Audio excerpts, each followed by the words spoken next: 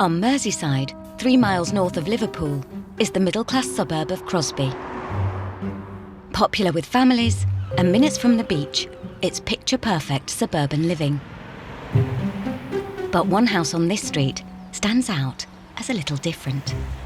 It does look shocking. This house is home to Britain's biggest hoard. It's literally bursting at the seams. About 7 or 8 years ago, I realised I would never get it back to the way it originally was. So who lives in a house like this? Gosh, look at the state of this. The house, along with all of its contents, belonged to this gentleman. I'm a 72-year-old man, retired, and now that I'm sitting here, I'm a bit distressed at what I can see.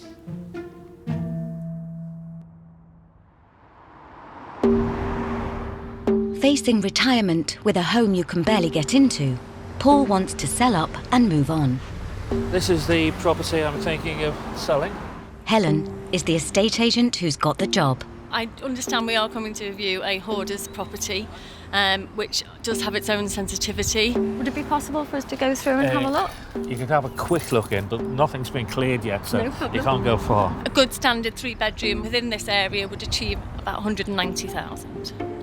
You'll have to push your way past. Oh my, it's going to take some clearing. Paul and his mother bought the house 35 years ago after his father died. It had a nice modern kitchen, nice garden as well. It was a very attractive house. It's hard to say the condition of the property when you can't see much more than this. They bought the house for £23,000. We were quite happy in it. Had a dog and then we got a cat.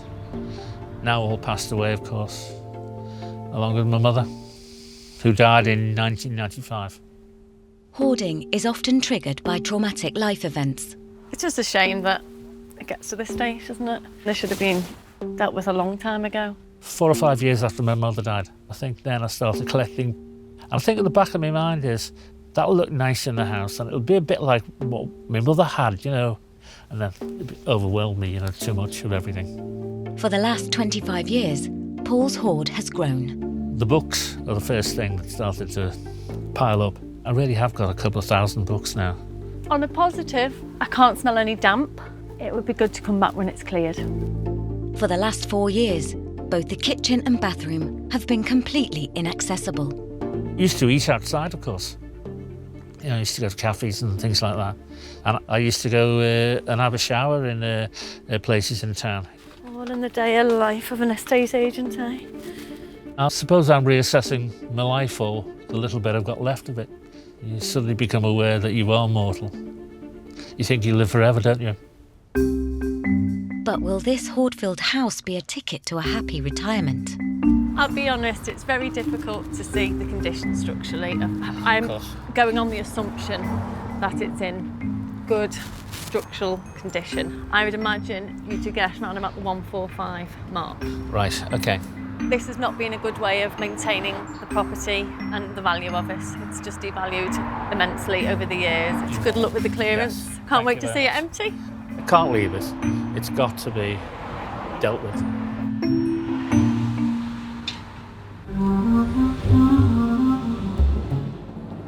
Clearing a hoard as huge as Paul's needs a specialist, so he's called in this man. My name's George. I have a company which deal with Hoarders. We do extreme cleaning. We never cease to be amazed at what we see, what we find, from block toilets to leftover body parts.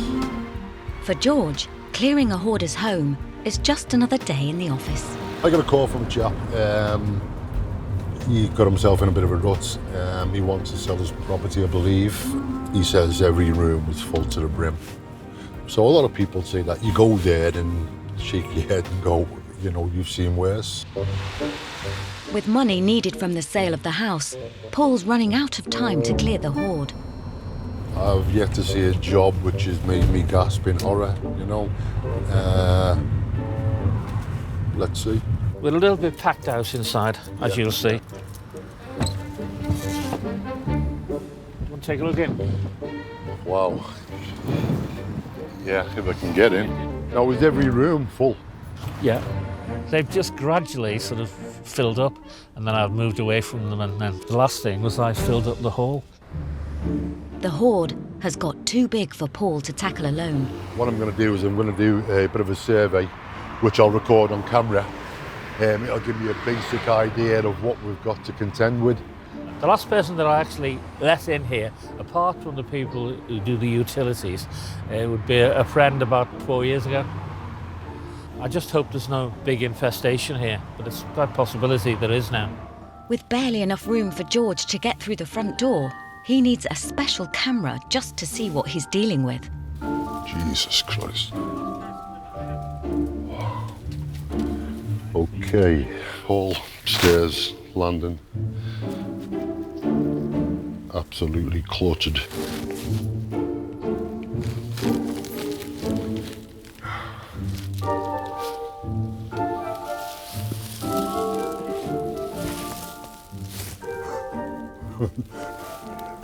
I'm assuming this is the bathroom. My word, this is absolutely crazy. Some of the most commonly hoarded items are books, papers, and old clothing. Paul hoards them all, and more, like Roman artifacts, weapons, and armour. I've explained to people in the past about the hoard reaching the ceiling and the bulb, the light fitting, but I don't think they've ever believed me. This bedroom is the only room in the house George can actually get into. I would say most rooms go up to about 6 feet, maybe 7, but certainly no more than that. Have you seen my gladiator's helmet here? Safety precaution. The thing in my mind was they'd just be there for a while, you know. But it just didn't. It accrued and accrued and accrued, and suddenly, oh wow. This is like no other clearance that we've done before. We're going to be like archaeologists, you know. By the time we've dug down to the bottom, I'm going to find stuff from probably 1990. I reckon it's going to be an 8-day job. Team of 5 working flat out. A lot harder than what I thought. This is my life over the last 25 years, encapsulated in a ridiculous obsession. I don't know why I ever thought, you know, that this lot would sort of become an asset to the house. Another 30 quid's worth of stuff gone. This is going to last much longer anyway, because it's an oldish house that's decaying. There isn't an option to keep these things, so I may as well try and get a little bit of money for the more valuable things. I feel quite relieved to be away from the mental as well as the physical pressure that this is having on me. Coming up, A mummified rat. the de-hoarding on Merseyside gets dirty. We've been doing it for 10 years. This is the worst we've ever done. Nothing is going in our van from here. This house on Merseyside is home to Britain's biggest hoard. Hall, stairs, landing. Absolutely cluttered. But homeowner Paul wants to sell up to fund his retirement, so he's called in extreme cleaner George to shift the hoard. And some squalid squatters. A mummified rat. Just a baby one, you know. Well, where there's one, there'll be more. Found our first rat, okay? Oh, go away. Oh, right, yeah. Yeah, Little swine. yeah. Terrifically apprehensive. The size of the job is hitting me, yeah. Undeterred though, the team gets stuck in. I'm going to black bag the rubbish and skip it. Yeah. Don't worry about it. I know you're going to be concerned. But when I say rubbish, I'm talking about Papers, rubbish, yeah. you know. Underneath there are 2 sets of Roman armour in sacks. Yeah, Now, I need to keep them. yeah. Okay, let's get cracking. Moving the rubbish is only half the problem. Hoarders can also find letting anything go a painful process. It's not going to be easy at all, especially with Paul on my shoulder. Don't throw books away. We put them separate. Oh my God, do you know what that is? I hate to say it. This is part of the Roman wall in York. So I need to keep that. Yeah. For the time being, anyway. I've got to get rid of it, but you know, it shouldn't be dumped. You know, it's our history. With Paul checking every item the clearance team are discarding, progress is painfully slow. Have a look at this, mate. What we've got is rats, yeah? Watch your fingers. Rat droppings. I'll just condemn them and just get rid. Do you really want it? Yeah. You sure? Yeah. Get rid of that one. No, there's pictures in it that I do need. Yeah. Honest. Yeah. I'll keep them. Okay. I've got a bag. Yeah, if you leave them on the tail lift, then we'll sort them. At the end of the day, Paul is the boss. You can advise him, but to him, it's valuable, you know. Paul isn't the only person set to benefit from having his house cleared. Over the years, his house has become a bit of a landmark with the local community. People will say, oh, what's happening to the house? Or, oh, it's really devaluing your property, love. I mean, I look at it sometimes and think, gosh, do I live next door to that? Unfortunately for Janice, she does. But she's still proud of the neighbourhood. I've always been somebody who was house proud. I take pride in it by making it nice, making it clean and making it pleasant. But over the last decade, the hoard next door has become a nightmare. In one word, I think it's a shame. These are nice houses. And it was a nice house next door, and it's just gone from bad to worse. You can't really put in words what it's like to live next door. It's a fire hazard. I've actually been told that by the fire service. They came and went through an escape route for me if it went on fire. For the neighbours, the clear-out can't come soon enough. Come up the road and you think, oh, good grief, it's getting worse. I'd like to see it cleared out completely. I'd like to see it brought up to a better standard. How many years have you got time for this? Progress is slow next door, though. It's taken the team 6 hours just to get into the hall. There's a room here Yeah. and a room down there, I think. I know that fella felt now when he found Tutankhamun's treasure. I know. We've been doing it for 10 years, you know. I mean, this is the worst we've ever done. As the cleaning team pack up and leave, Paul is still hard at it. Even though we've finished for the day, Paul is still picking away, you know. He's what you call a typical hoarder. He can't let nothing go. It's a built-in mechanism. He knows no difference.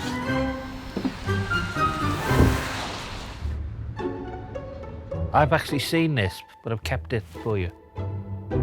Paul literally hoarded himself out of house and home 4 years ago and now lives with his friend Simon. I've known Simon for 50 years, and he's just a very nice person.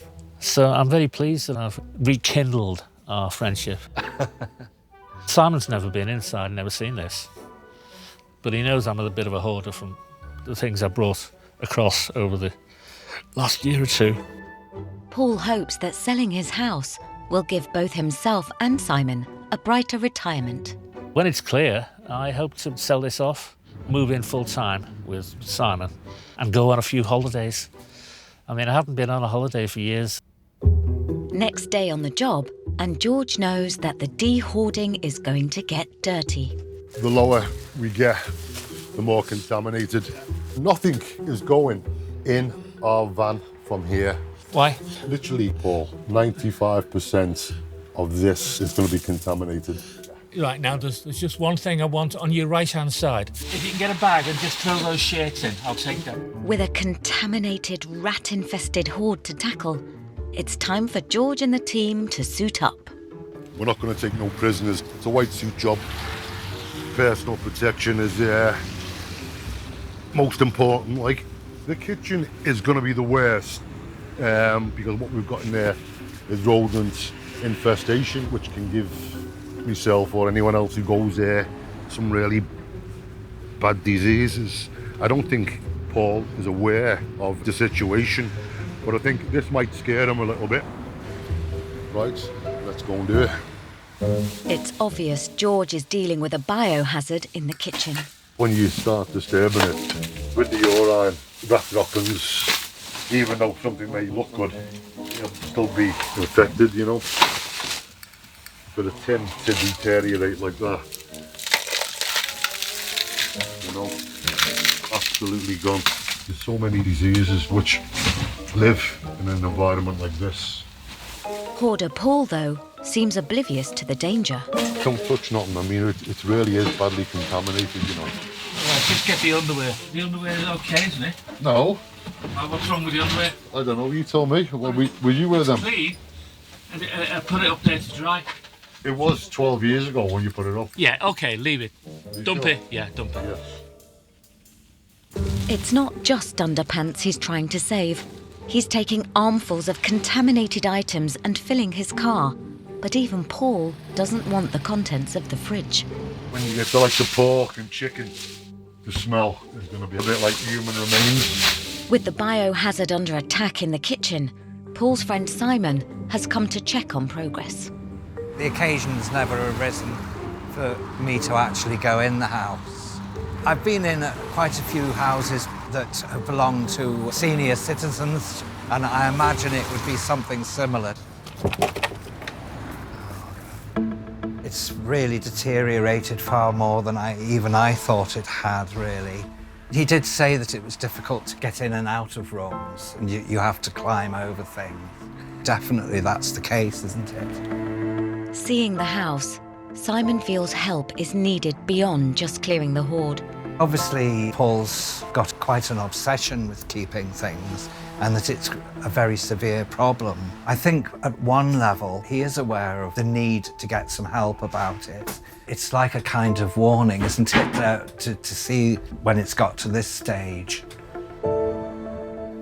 It sort of makes you think, God, I can't let my house get the same way.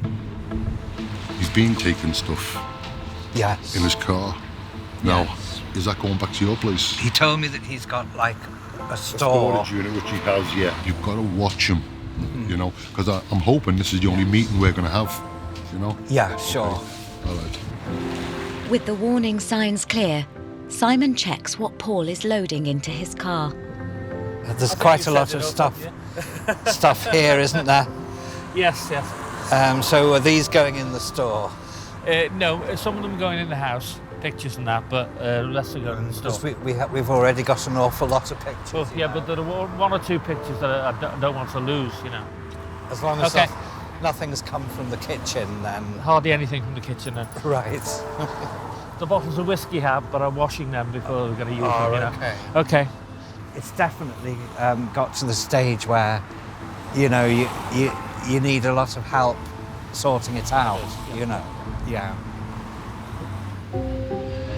As the hoard clearance continues, treasures are found in the trash.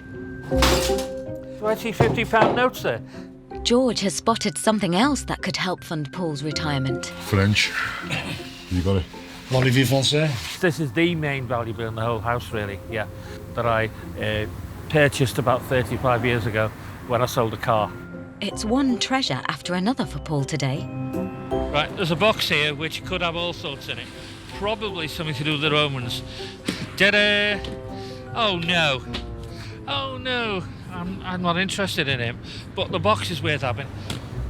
In order to clear the house, George is putting the high-value items Paul wants to keep into storage.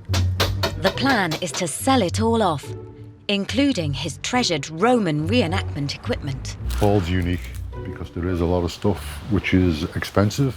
There's several £1,000s worth of items here. But I think what he shouldn't do is concentrate on the small, insignificant items, you know. He's got to get his priorities right. We need more boxes. We definitely need more boxes.